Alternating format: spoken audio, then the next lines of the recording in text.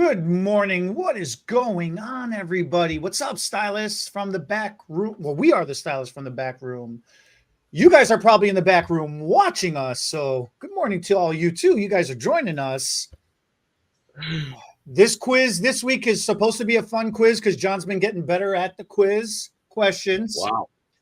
I have an interesting discussion this week, a comment that was shared with me from one of our Here's the Bling education forum, our private discussion this week. Getting back back feed. Okay. Excuse me.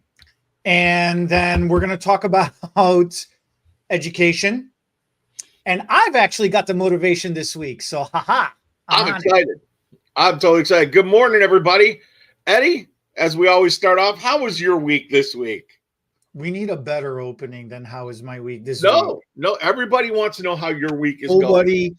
cares. Does anybody care? Does anybody care? They do. They care about you. This week has been a very busy week. How do you say this week has been a busy week? It hasn't been an accomplish anything week. It's been a busy week and I haven't accomplished anything. No, there's got to be a better way to say it. You've just been spinning your tires in the mud. I've been I've been going 100 miles an hour, but I ain't got nowhere. Wow. How you say productive? This has not been. It's been a very busy week, but it has not been a productive week. Okay, there you go. Yes. So, I guess to kick things off, we just need to remind everybody about October 7th. We have our big I never get the title right, so you're the Definitive Hair Loss Forum. The Definitive Hair Loss Forum in Oak Brook, Illinois. Or Downers Grove. I'm sorry, Downers Grove. See, this is how this morning's been going, guys. In Downers Grove. Like I said, nothing productive this week. We're gonna have Jared, the creator of Xenogen, with us. We're going to have our guy, Chad. Chad is their director of education. Eddie's going to be there. I'll be sleeping somewhere. I'll just be napping in the corner. So check it out. Call HTB Beauty. What's the phone number, Eddie? 847-741-5000. 847-741-5000. And get your ticket. We need to turn the number into a jingle. We got to try that. We put that on the list. Like the Luna jingle phone number, or like the Empire, 588-23. Yeah. We have that coming up, guys, for you. And let's get directly into our quiz. How do you feel about that, my friend? Do this. Let's do it. So here's your first question. At what temperature does human hair burn? A, 393, because it can take up to 392. A, 375 degrees. B, 402 degrees. C, 700 degrees. Or D, 451. Those are all incorrect, technically speaking, but based off the answers that you're only allowing me to answer with, I have to go with 402. It's actually 451 human hair will burn at. It's the same temperature as paper will ignite.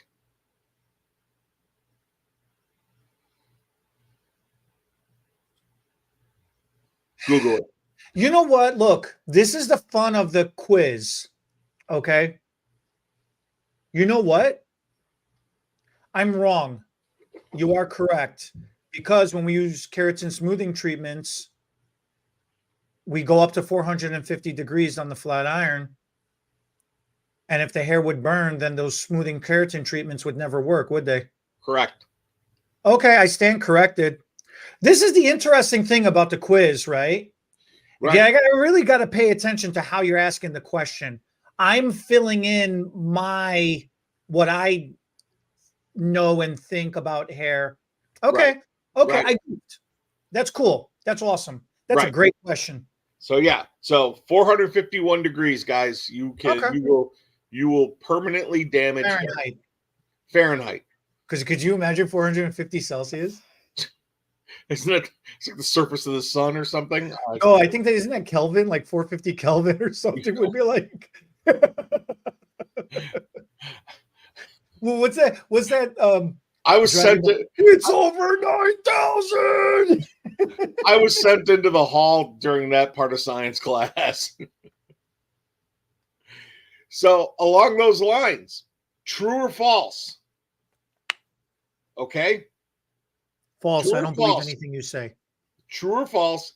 Can heat damage be reversed? False. Correct. Once the cuticle has been blown off the hair and or cooked off the hair, and once you have with heat and pressure you have removed keratin from the cortex. There's no going back. The only way to go back from that is a haircut. Yeah, you can attempt to rebuild, you can attempt to resurface, but to fully repair, no. No, you can't reverse heat damage. You can make it better. You can definitely make it better, guys. We're not saying that, all the stuff that we use is not good for our clients. You can make the hair better, but you cannot reverse. No. This is why I paused before I answered, because I really listened. This is the thing what I love about this quiz. You gotta really listen to the question. You can't just fill it in with your blanks. You got to listen to the question. It's clever. It's okay. You have upgraded from last week, or was it the week before? You were a tricky dicky with your questions. Now you've upgraded to clever. Okay, so now here's one, and you don't get a choice. You just have to tell me off the top of your head. I don't know. What are the 4 fundamental haircuts?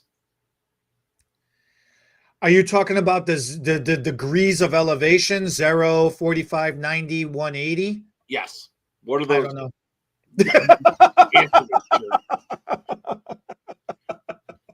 The bob, which is 0 elevation. The wedge is 45-degree elevation. I love messing with you, man. Long layered 90 degrees. And shag is 180 degrees. So yeah, those are the 4 basic haircuts that we combine to make our looks. Isn't it amazing? So whatever happened to the 135? The 135 has just become the redheaded stepchild of angles. Well, we're just talking about the 4 basics so that you can then combine to make. Yeah, I always thought the 135 was a basic angle too. I didn't realize it was. It's not. You just go from 90 to 180 and to hell with everything in between. And really, it depends on really where you learned your haircutting skills, because there's different names to it. So that's why everybody always just refers to the degrees. Okay. All right. So, I you know what though? Isn't it fascinating? 4 basic haircuts. Like those are the 4 basic angles. That's it. And there is millions and millions of combinations of styles and looks. And like you said, the way we combine them all together. Right. It is fascinating how at the end of the day, once you learn, once you're educated and once you learn and you have a command over these angles, doesn't matter what style somebody has, you can break it down and figure out how it was done.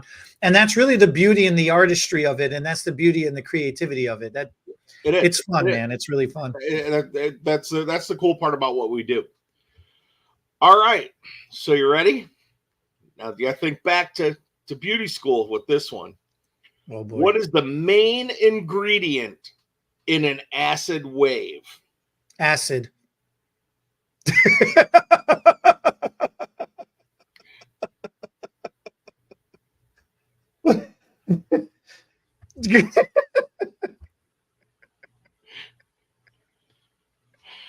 So we're done.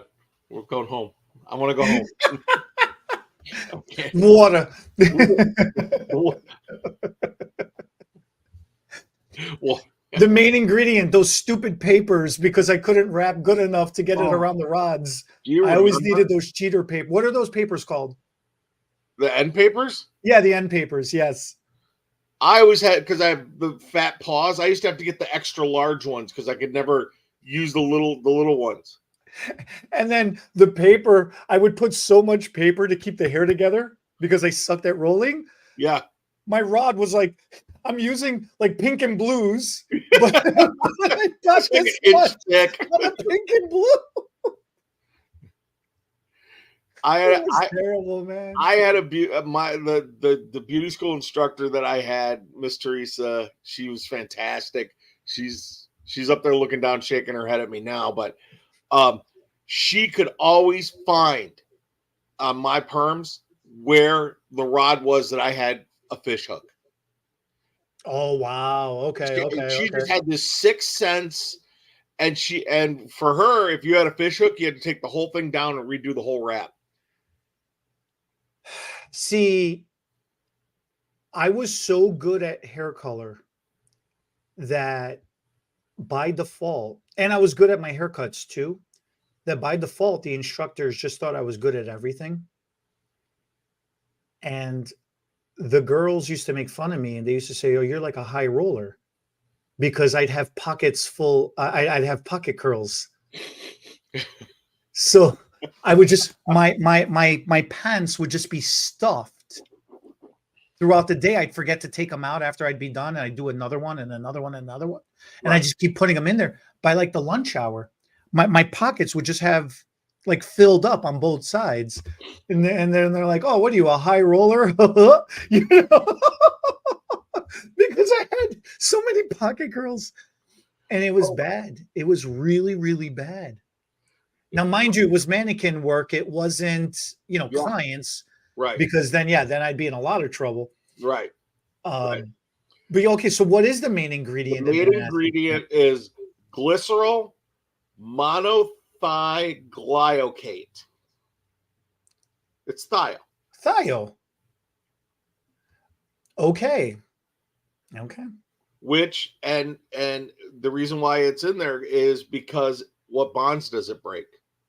Well, that's why I said acid. What bonds? The disulfide bond. Boom! Yes. Okay, that much I know. I've never been big on perms. That's a good one. That's a fun one. Okay, that's awesome. Yeah, you know what? I have. If I ever have to wrap a perm again, I think I would just probably end up at Walmart being a greeter. You know when's the last time I did do perm? I do perms on the hair extensions all the time. So I haven't done a perm on a person. I refuse to do it on a person. But for hair extensions, I actually do perm more often than I'm realizing now that now I'm going through my mental thing. I actually do a lot of perms on hair extensions. And I don't know if it's easier or harder. It's easier in one way because I'm only doing a small section of hair at a time. You can't put 5-6 strands, I'm using it like keratin bonds. You can't do that many keratin bonds at the same time. It just won't wrap well and it won't saturate well. You know what? That's like a topic for another day. But yeah, I do perms on hair extensions, but I haven't done a perm on a person. It's been way longer than I can remember accurately. Okay.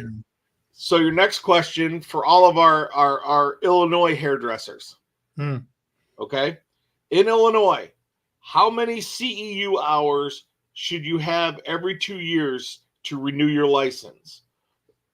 10, 24, 14, or license? We don't need no stinking license. That is the sentiment of everybody.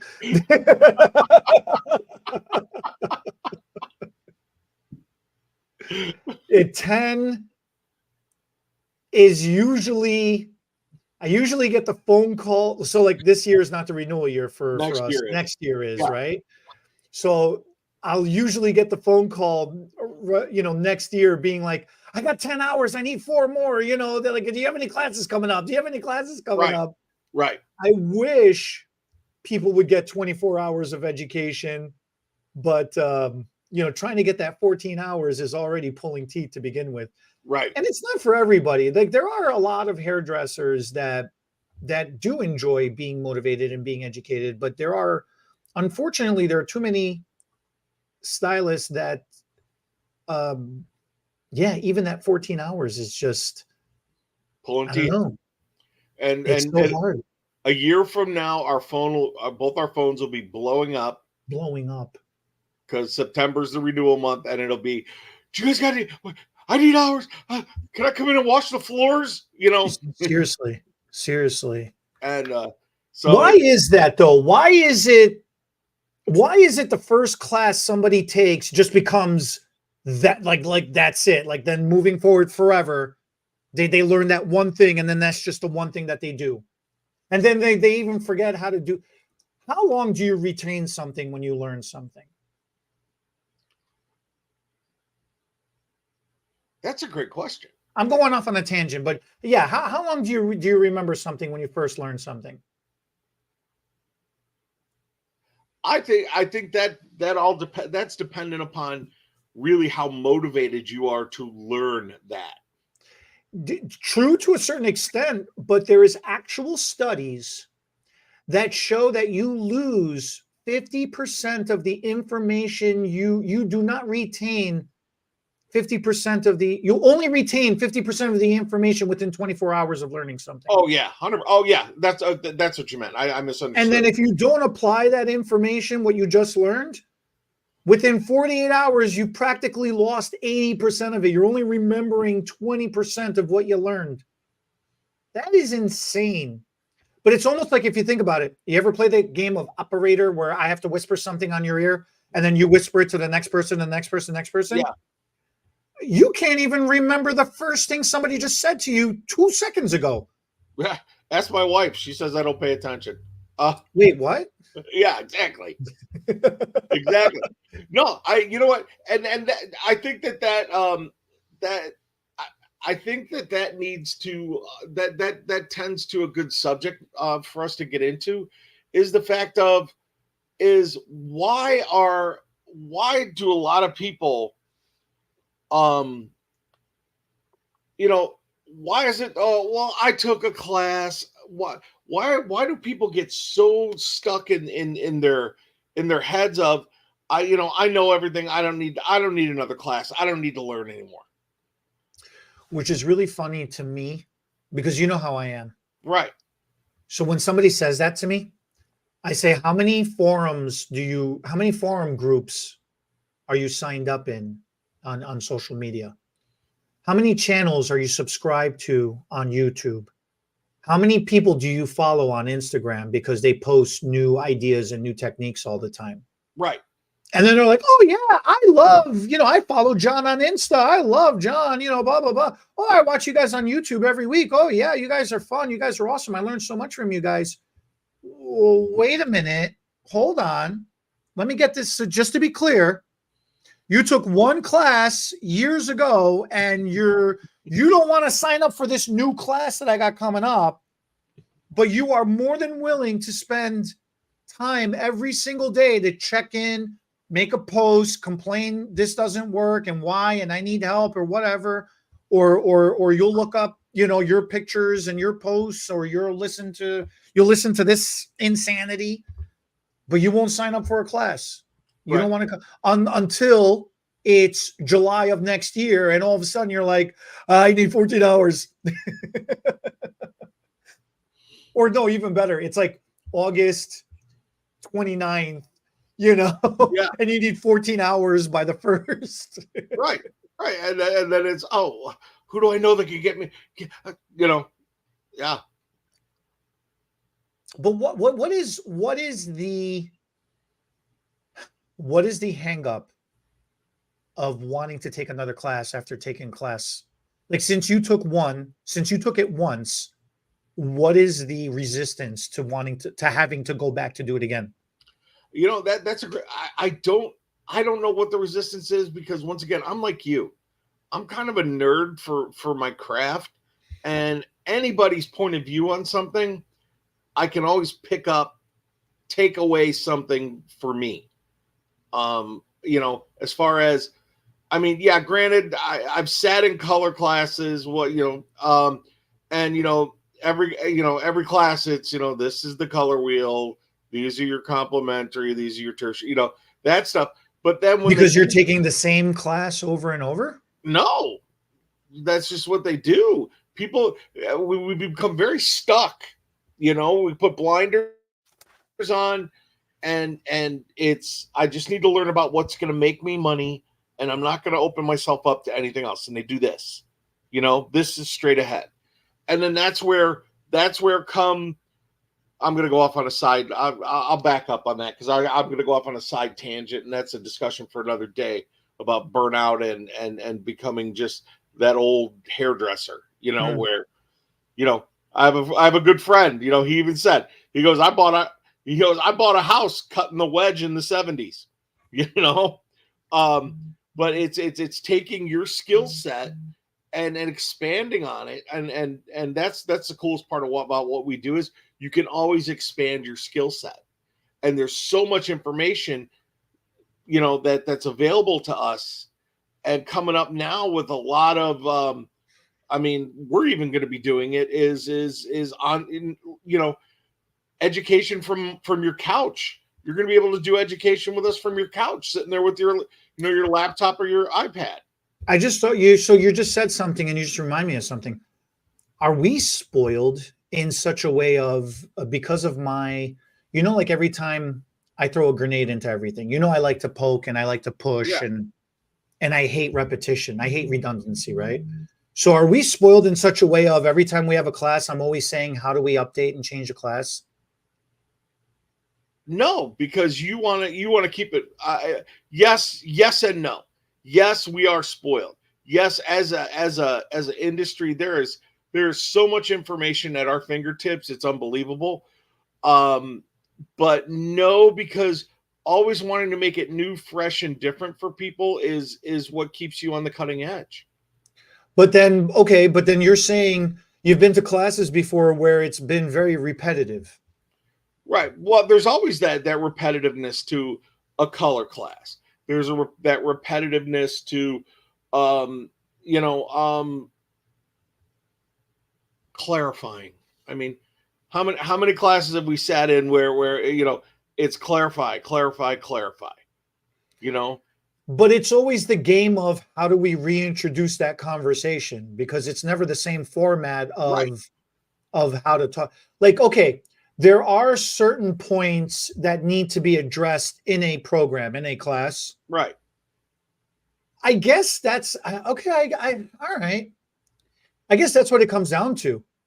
As the presenter, as the company, are you allowing your educator, are you allowing your presenter the creative freedom to hit all the talking points, but give them the flexibility and the freedom to go through the program the way they want to keep it entertaining and engaging, as long as they're hitting all those points? Or are you handicapping your educator and your presenter by giving them such a strict format to follow that it just sucks the life and the energy out of the program altogether?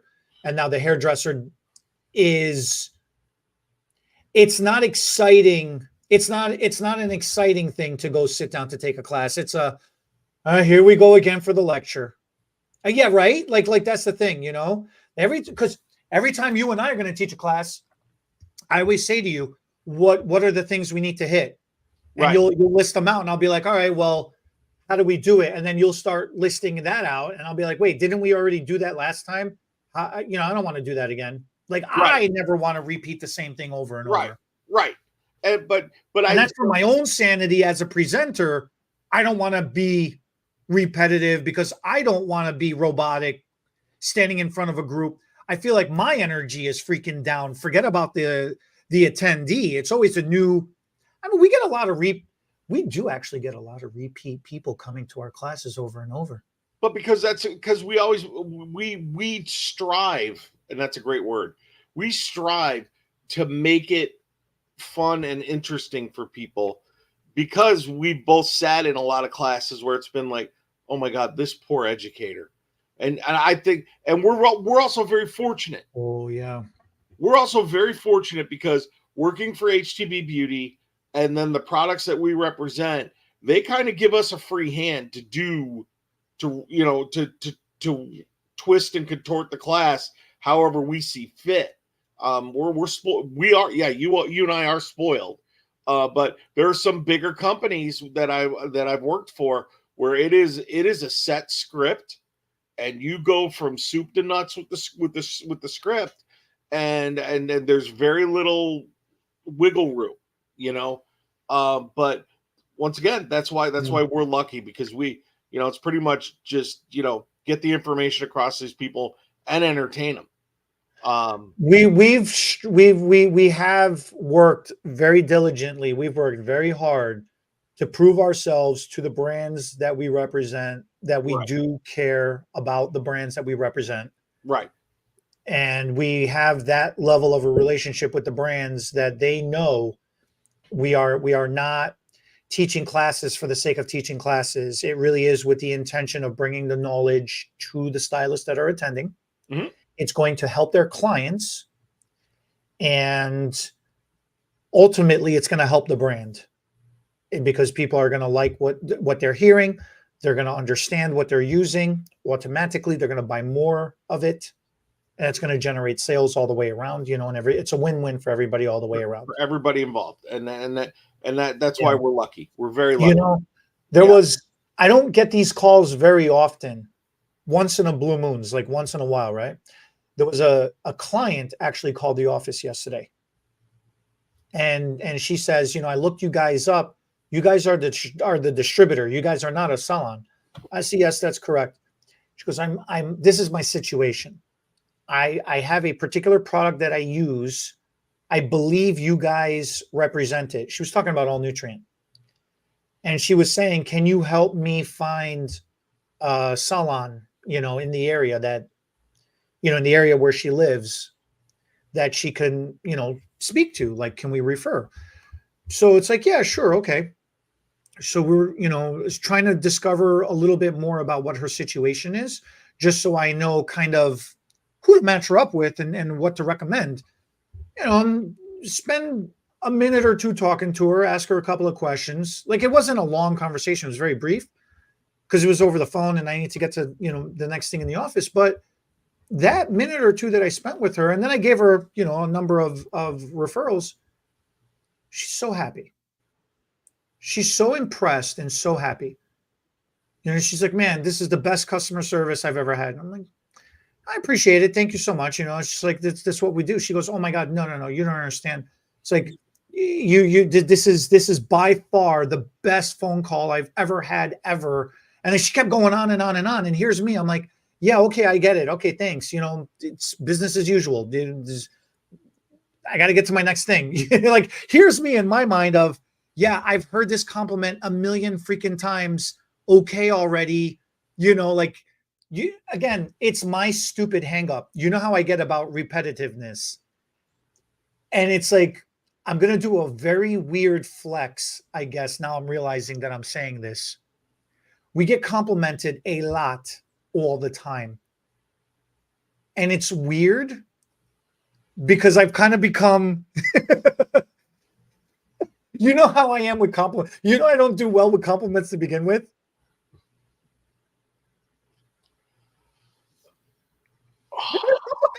Yes, I heard you the first time. Okay, thank you. Yes, I did. Yes, you're welcome that I did my job, you know, because that's the level of how we operate at. Right. Right. You always take the compliments way more gracefully than I do. That's why whenever somebody's saying something nice to us, I always grab you and put you in front of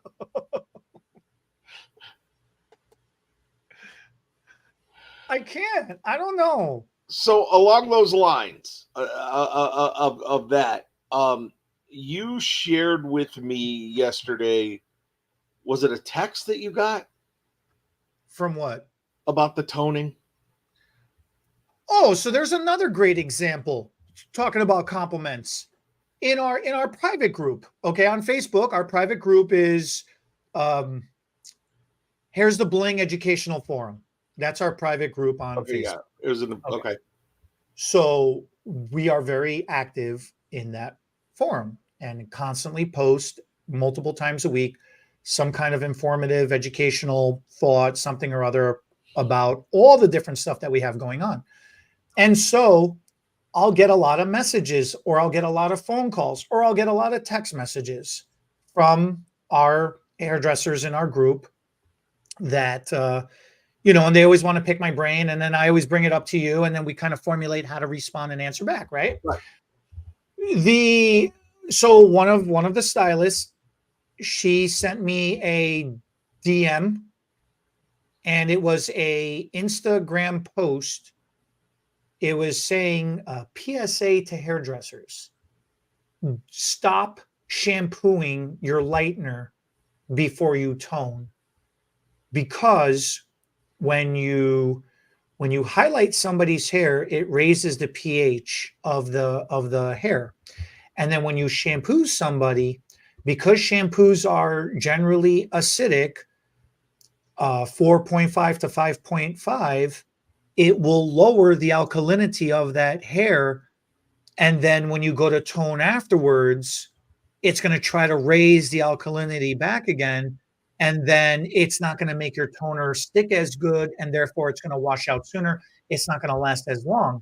So stop shampooing before you tone. Just rinse, pull the highlights, pull the foils, rinse very well, and then immediately apply your toner. Let that process, and then shampoo out afterwards, so you can bring down the acidity, and it'll help your toner last longer.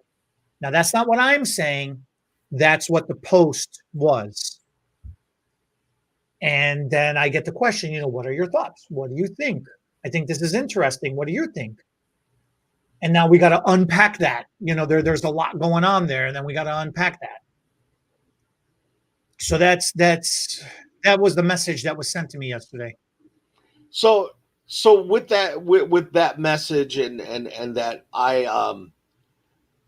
I personally feel that in some instances, yes, you can do that. But you have to be a master at rinsing the hair and getting all of that out before you put that toner on, because like back in the day when we were doing 1,000 double process, I should say 1,000, a ton of double processes a day.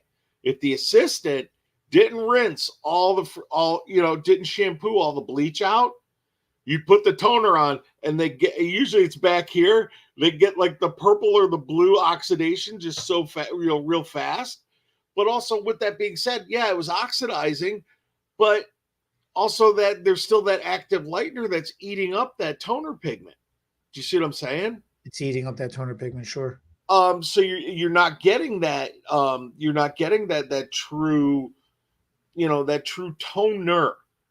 And then my next question then is you're still, even with highlights, you're still having that active. You have active product in the hair. Usually we shampoo to neutralize that product, or am I wrong? We do shampoo to neutralize that product, yes. So then I get, once again, I think it's situational, but for me, I follow you and I when we wrote the toning class. The rule of thumb is for every minute that toner's on the hair is a shampoo. Correct? So and especially if you're not mega depositing, if you're just truly toning, 20 minutes with a toner and on highlights, I mean, you're not using anything ammonia based, or else you'll break the base of the natural hair, correct? You'll break the, okay, yeah, right. Okay, so you're yeah, you should like for the purpose of what we're talking about, a toner is a true demi-permanent or even a semi-permanent color. Right. You are not using 10 volume developer with hair color to tone. You are using something that's ammonia free or no ammonia, deposit only, right, a demi or a semi color. So if you process it if you formulate it correctly and you process it for the 20 to 25 minutes that demi-permanent color is supposed to process, you're kind of raising that cuticle back up a little bit and you're depositing into the hair. So why not shampoo it and make sure that you've deactivated all of that lightener. And if you formulate it correctly, you should have a beautiful color. Or am I wrong? I think what happened in that particular post goes alongside with everything we're talking about today.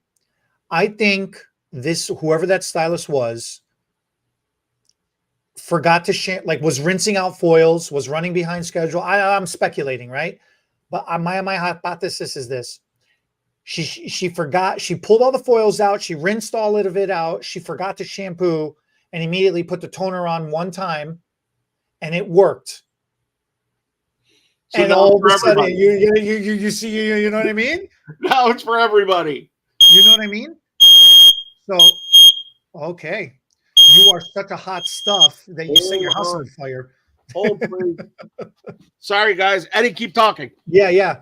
So I think that's what happened. I think she made a mistake once, or maybe she did it on purpose. I have no idea. Now she's stuck on, I have to forever do it this way moving forward. I'm always going to do it this way moving forward. And she's been getting a false positive beneficial result. And now she's so excited about it. She went and told somebody else who went and told somebody else. It became a game of operator. And now it's just become the thing moving forward. And I think that's unfortunately what was going on.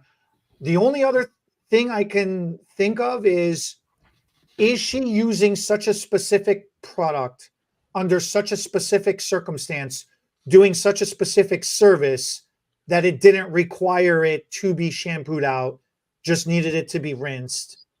And she does so many of those specific circumstances and specific types of services that she's like, oh, this is what everybody should be doing.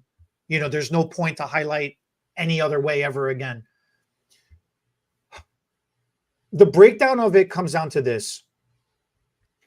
The resting pH of the hair should be what? 7. So if 7 is neutral, right? Because if the pH scale that we're talking about goes from 0 to 7 is acidic, 0 to 6.9 is acidic, 7 is neutral, and 7.1 to 14 is alkaline. Okay. Now, if we're doing hair color, in this case, we're doing highlighting. Doesn't highlighting raise the alkalinity of the hair higher than standard hair color? Well, right. Doesn't that fact check me? Doesn't that put that in the realm somewhere around like 12 or 13? Like it, or no, that's a relaxer. Doesn't it put like 9 or 10? Like it puts it up there, right? Like 11, 12? I don't know the exact. I would have to look. You know, I'm not going to lie to you. I'd have to look it up. It moves that needle up there. Right. High. It's just shy of a permanent relaxer. So you're talking 10 to 12. I'm gonna broaden. I need to be fact checked, but somewhere between 10 to 12. That's pretty high up there. Okay. Now you rinse that out. Yes.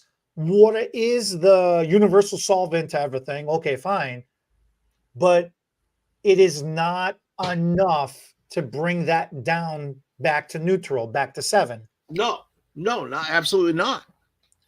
So now you're in that raised state, like you were mentioning before, and if you don't rinse out 100% good enough, that's where your toner starts oxidizing and end up with that bluish or that violet kind of stainy. Yeah, you know, you turn like the old blue hairs we used to laugh about. You know, well, the Rue fanciful rinse. Come on, but along right with what you're talking about though is once you raise that cuticle on the hair, you have to take the hair all the way back to an acidic state to get that cuticle to crank back down.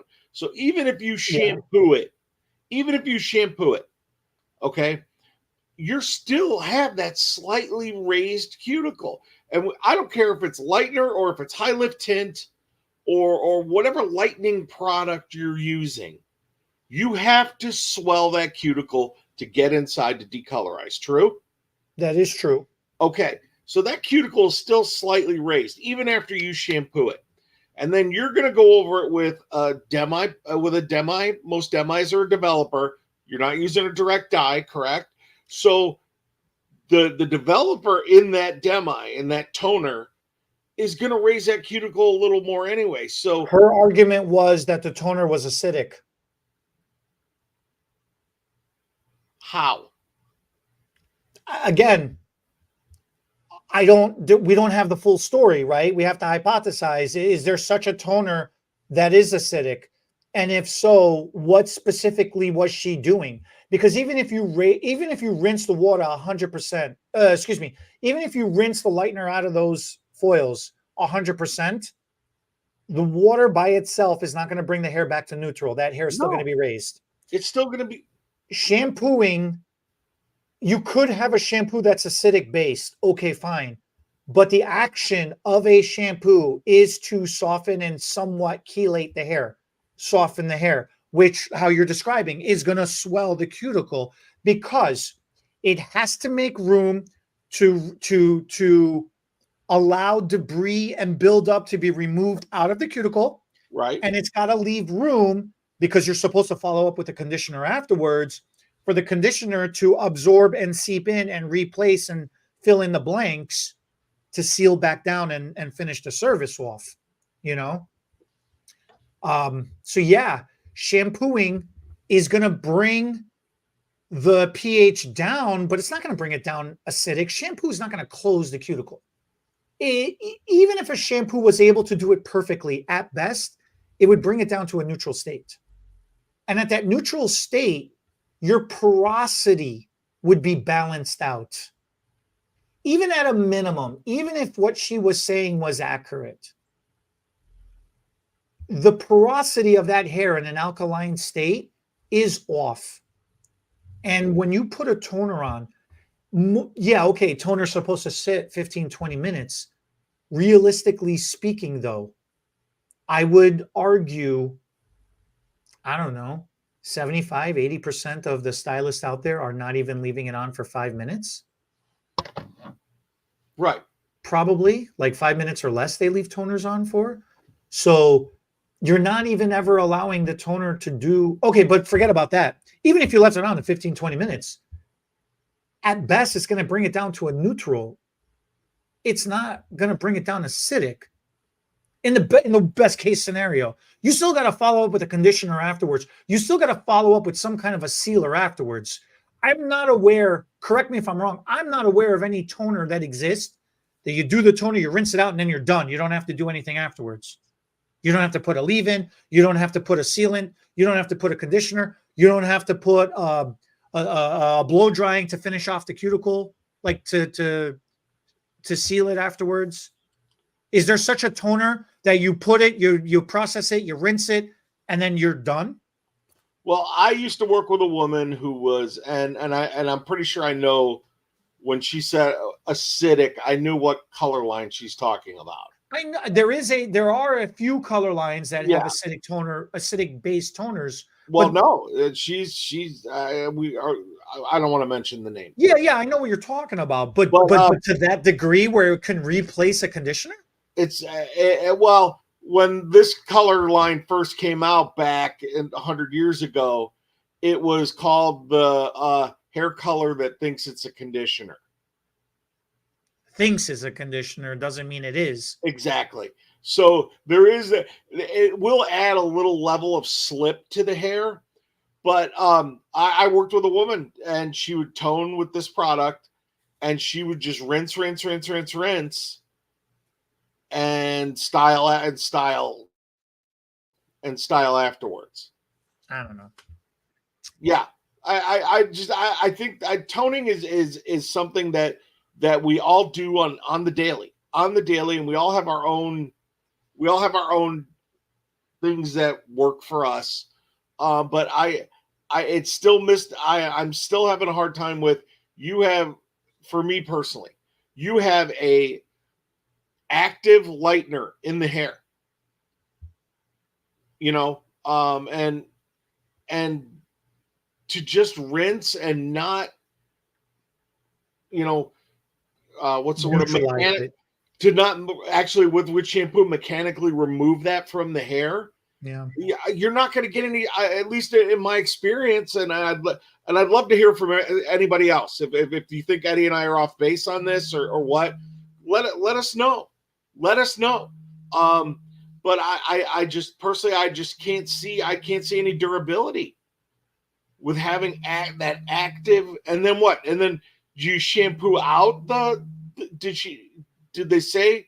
I think she shampooed out the toner afterwards, which kind Okay. of then defeated the whole purpose of toning. Once again, and I'm not mocking, and guys, I'm curious. That's why I said in the beginning of this, I think it's situational. I think there are situations where that could be beneficial, but all in all, maybe I'm just too old school. I'm going to do a shampoo and go from there. Well, there was this advice from Vidal Sassoon that was told to me yesterday from I was having a conversation with Robert Reed from Ergo, and he gave me this advice, and I think it applies to this, and I think it's sound advice. Every idea is a good idea. It just depends on at what time and at what place that idea applies. I like that. So I think it's sound advice, and I think in this scenario, like I says, she figured out one thing, one time for whatever she was specifically doing, and it was a great idea for that time. Now, does that mean that's it forever moving forward, and there's never any other new idea? I don't agree with that. I learned this thing called journaling. It's been around forever. I've only recently learned about it in the past 4 or 5 years, something like that. And I've been surprised at how many people do it. And I'm going to be very ignorant to prove my point of how powerful I think journaling is. When it was first explained to me, I was in a class. It was me and 7 other guys. So there was 8 men in this class. The instructor, the presenter for that class was also a guy. Okay. So 9 guys in a room. And the presenter's talking about journaling. And I am so confused. I don't understand what he's talking about. And ignorantly, I go, are you talking about like a secret diary, like a little teenager girl would keep in her bedroom? And he kind of looked at me, and all the other dudes turned around and looked at me like everybody's looking at me like, the hell is wrong with you? Are you stupid? And I'm like, I'm so confused. And the presenter goes, yeah, loosely speaking, yes, similar. But this is more with a purpose. And then he started expanding on what journaling is even further. Right. And I'm like, it's so lame. I'm not a little girl. I'm not keeping a diary. And I was so resistant. I was so ignorant and so resistant to the thing. And again, the other 7 dudes turn around and look at me and they're like, you really are dumb. So now they know what I know. So then it's right. So then the presenter's like, all right, you know what? You're out of control. Let's just take a 5-minute recess, collect your thoughts, and come back to this with a fresh mind. I said, okay. Everybody said, okay, right? The presenter walked out of the room. I think that was his excuse to be like, I'm done talking to you. I need to take a breath. You just threw a grenade into like my whole presentation. Okay. He leaves. The other 7 dudes are looking at me and they're like, are you an effing moron? Like, what is wrong with you? Are you retarded? Like, what the hell? I'm like, I don't get it. They're like, dude, I journal. Are you telling me I'm a loser because I journal? I'm like, how do you even like what you literally Dear Diary? They're like, dude, how many movies are you watching? Like, how dumb are you? So the point is this. You write down your idea. You get an idea. You go freaking write it down. Get yourself a notebook or get yourself an app on your phone or on the computer. Get a Word document or a Google Doc going. Okay. Put it on your desktop. Don't just file it away somewhere. Put it on the screen of your phone. Put it on your desktop. Keep that notebook handy. However you decide to do this, write your idea down. The next idea you get, go and add that. Even if it's a fresh, brand new idea, like on the same page, but leave a little room, or within the same document, enter down and put some spaces, but put it there. It's going to force you the next time you go to open your app or the next time you go to open your book, it's going to force you to go through your prior ideas. And it's going to trigger a memory. Yep. It's going to trigger a memory, and it's going to make you now expand on a fresh look. And you're going to be like, oh, look at that idea. I forgot about that one. Oh, where's the thing? And then you're going to start scrolling, and you're going to come to realize you've got, and then obviously in the beginning, it's only going to be one or two. And then it's only going to be a handful. Then it's going to be a half a dozen. Then it's going to be a dozen, 2 dozen, 3 dozen, 4 dozen, 5. It all of a sudden, you're just going to have freaking a 1 megabyte document. Like you're going to have like this big ass long list. You're going to look like your own personal Reddit post, and you can go in and you can add yourself little comments and little notes to yourself too. And you could try to take on different personalities if that helps you, the positive, the negative, and the whatever attitude. I'm just going to remind you of, I seem to remember you making fun of my binder. It's true. Your binder has, okay, dude. Yes, that's actually perfect. Why do you think I have the binder? It was I remember it was at the hair show. Yeah. You first came in and it was like a 1/4 inch or a 1/2 inch binder. It was a dinky little thing. Right. And I'm like, what the hell is this? I'm like, just get a notebook. You're like, no, dude, I'm going to start filling this up and it's going to grow and it's going to become our Bible. I'm like, what the hell? You're so dumb. And you're like, joke's on you, sucker. Yeah, your 1/4 inch, 1/2 inch then grew to a full inch binder. Well, what is it now? Like a 2-3 inch freaking wide binder, man? It's a 2-inch binder now. But that's how much we've been filling it up with stuff. Right. I didn't know you were journaling. I gotta get Carm to find them, and I want to read them. It's very incoherent. Oh, what we do every Friday is coherent. But bottom, I guess to the point is that ideas do in the right place and right time are fantastic. And write your ideas down. I mean, like I said, I have the binder, and actually I have pockets in the binder because I always have scraps of paper in my pocket. When something comes to mind for me, I write it down because I couldn't tell you what I did an hour ago. And unless I write it down, I don't remember. And then I I transpose it into my ideas and things like that.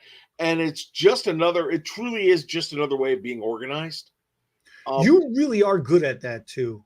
I gotta give you the compliment though. You really are good at taking the notes, writing down the ideas, and then transposing them to build it out.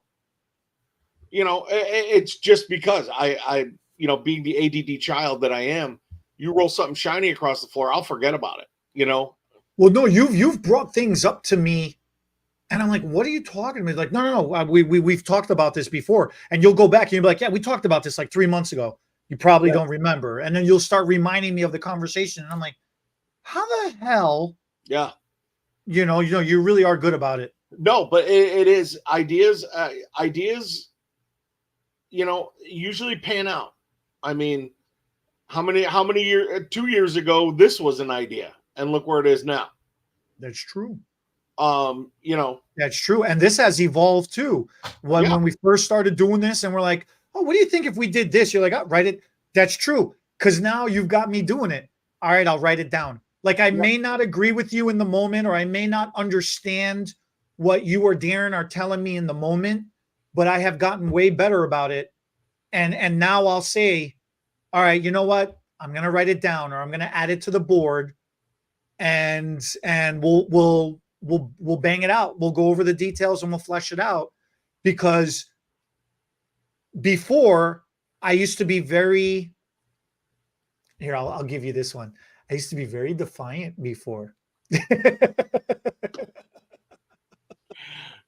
You are ODD. You know me. I set you up for that one. So good. No, we're done. We're I done. set you up so good for that one. We are done for you bringing in bad 90s rap. No, I am not. I don't have it's a proper condition. It's not a disorder. It is a proper condition. You have, for those of you who don't know what we're talking about, Eddie has oppositional defiance disorder. Eddie is the kid that would burn his hand 6 times on the hot stove just to prove you wrong. Because it's an idea. I don't know when it would have ever been a good idea. But at one day it's going to be useful. That idea is going to be useful. And once again, if you put it pen to paper, you have the idea, and when the time arises, you're gonna be like, "Wow, I can do this." You know, I love that quote. I think that quote is awesome. You know, I'm a big fan of Vidal Sassoon and what he's done in our industry and the visionary that he was. So yeah, so that's the motivational quote for this week. Yep. Every idea is a good idea. It just depends on at what time and in what circumstance and what instance is that good idea to be applied. I agree with that. I totally agree with that. And I think that concludes our hour together, my friend. We appreciate everybody watching. Definitely go to HTB Beauty. Check out the Definitive Hair Loss Forum coming up on Monday, October 7th in Downers Grove. If you suffer from hair loss or shedding, if you have a client or if you have a friend or a family that is having those kind of issues, this program, this event is designed to be able to answer those questions and give solutions on how to deal with it. Right. So as always, we appreciate everybody watching. We'll catch you next week. Have a great week, guys. The SFTB podcast was not recorded in front of a live studio audience, so thanks for joining us for today's episode. If our hair topics made you smile, give us a thumbs up.